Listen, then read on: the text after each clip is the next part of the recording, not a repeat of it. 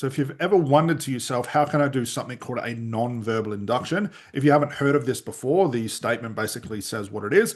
It's how do I hypnotize a client to a certain depth without using any words. Now, Milton Erickson was incredibly famous for this, and it's a really simple idea.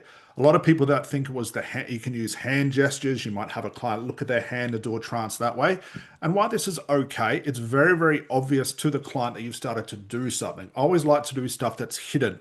Always like to do stuff that doesn't trigger my client's psychotic insight and also their resistance. I want to sort of go around them, if you will. I want to go around the back door instead of them seeing me go straight directly to them. I want things to be hidden so they do not trigger that resistance. So can you do a non-verbal induction without being seen or without a client knowing you're doing it? Absolutely. And it's one thing you need to do is this right here. A lot of eye contact. Eye contact is incredible, even if over Zoom.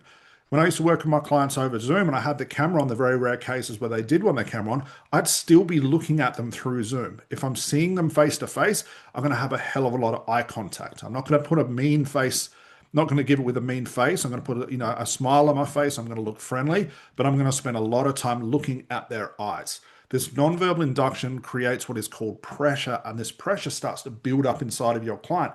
It's like you're not letting them off the hook. If you've ever been in a conversation and had someone stare at you, maybe it's a little bit awkward.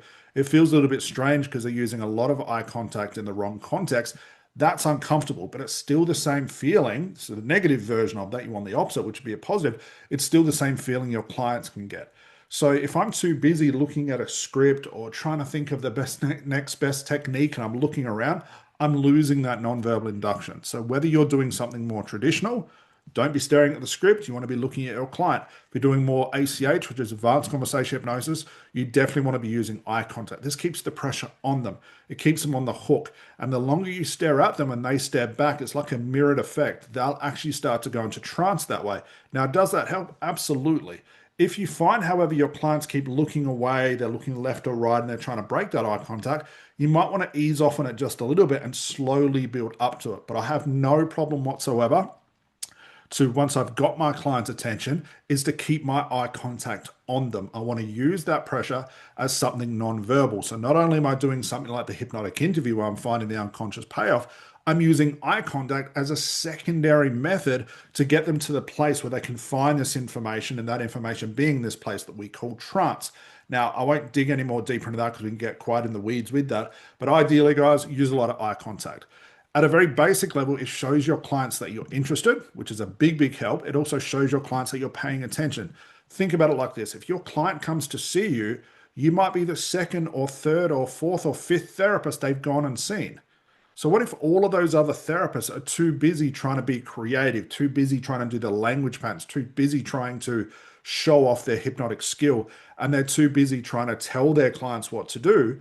And here you come along giving friendly eye contact and talking to your client and making it about them. That's an instant switch they're not prepared for. And that's going to be great. It catches them unaware. So I'm always trying to do, to some extent, the opposite of what I know other therapists are going to do because I know that style doesn't work. So here you are, you're sitting with this client sees you looking at them with a friendly smile on your face, using eye contact, you're paying attention, you're really interested in what they're saying, and they're thinking to themselves, wow, this person's actually listening to me. They're paying attention. It's all about me. They wouldn't have had this before. And that in itself is very therapeutic, guys. So beyond just the nonverbal induction, you definitely want to be using eye contact, gather their attention, keep it, do the hypnotic investigation when you're using ACH, use that eye contact, and you'll get a hell of a lot farther than looking around the room, looking at your script, thinking of the 5 steps you need to do. Because what are you doing then? Realize you've got an unconscious mind sitting in front of you. You've got an unconscious mind. Those two things connect. Remember, a lot of language is non-verbal. The inductions you're giving off are non-verbal. So you may as well use it to your advantage and use a hell of a lot of eye contact.